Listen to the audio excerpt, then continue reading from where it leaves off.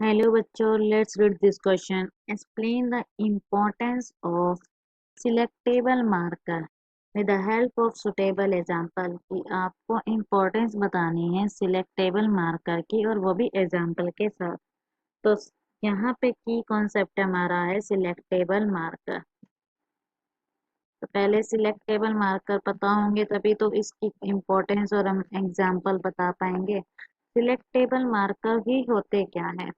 Selectable marker ऐसे gene होते हैं जो ये पता लगाते हैं कि हमारी सेल ने रिकम्बिनेंट डीएनए ले लिया है या नहीं लिया। तो ये क्या होते हैं? Genes use to identify cells. ये सेल्स को आइडेंटिफाई करते हैं डेट हैव टेकन, जिन्होंने रिकम्बिनेंट डीएनए ले लिया है, उनको आइडेंटिफाई करते हैं कि उन्होंने ले लिया है या नहीं लिया।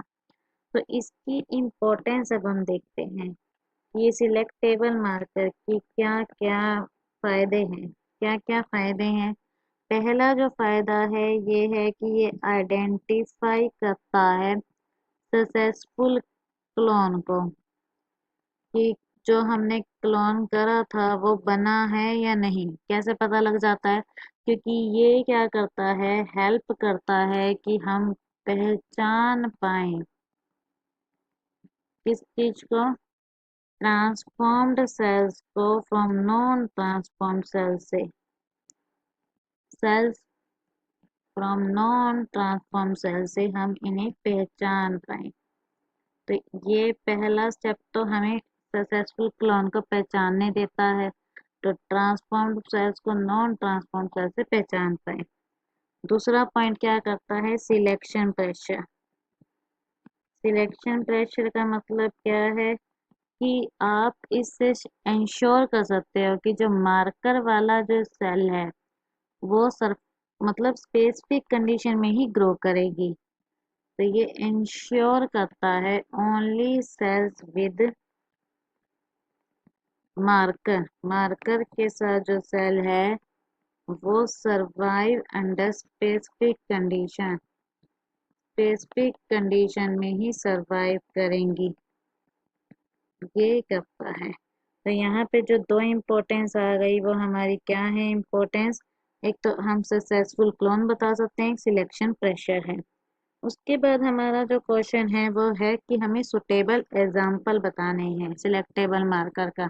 तो जो एक सिलेक्टेबल मार्कर का मोस्ट कॉमन एग्जाम्पल है, तो हम एग्जाम्पल बताते हैं कि मोस्ट कॉमन एग्जाम्पल जो हम यूज करते हैं सिलेक्टेबल मार्कर का वो है एम्पिसिलिन रेजिस्टेंस जीन।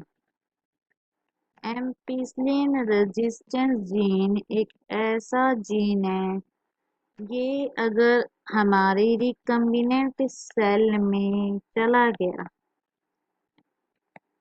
तो हमारी जो सेल है वो क्या करेगी? सरवाइव कर जाएगी एम्पिसिलिन एटमॉस्फेयर में, एम्पिसिलिन के एटमॉस्फेयर में या एम्पिसिलिन सॉल्यूशन में सरवाइव कर जाएंगे। तो सेल क्या होगी? सरवाइव कर गई। बट जिस सेल ने, यानी कि जो रिकम्बिनेंट सेल थी जो ट्रांसफॉर्म हो गई थी, रिकम्बिनेंट सेल या फिर जो ट्रांसफॉर्म जिसने ले लिया है रिकम्बिनेंट डीएनए, वो तो ट्रांसफॉर्म हो गई और वो सरवाइव कर गई। जिसने एम्पिसिलिन रेजिस्टेंस जीन, और जिस सेल ने एम्पिसिलिन रेजिस्टेंस जीन नहीं लिया है, नॉट टेकन, वो क्या हो जाएंगी? वो डेड हो जाएंगी इन एम्पिसिलिन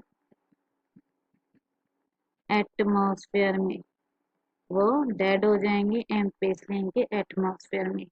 तो हमारा जो कंसेप्ट है उसके अकॉर्डिंग, सिलेक्टेबल मार्कर के अकॉर्डिंग इनके जो इम्पोर्टेंस है, इम्पोर्टेंस दो इम्पोर्टेंस देख ली हमने, और जो एग्जाम्पल देखा है हमने सिलेक्टेबल मार्कर के थ्रू एम्पिसिलिन रेजिस्टेंस जीन का एग्जाम्पल हमने जो लिया है। I hope this concept is clear, hope for the best, thank you.